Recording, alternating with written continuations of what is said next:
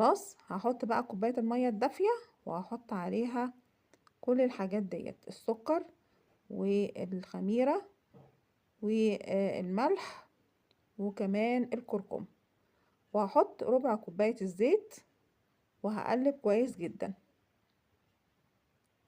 اللون بقى لازم احطه على المكونات السايلة ديت. ليه؟ علشان ما يدينيش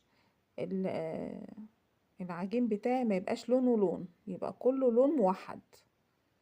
اهو خدت 3 نقط صغيرين قوي، وقلبي بقى كويس جدا عشان اللون يمتزج بالمكونات كلها.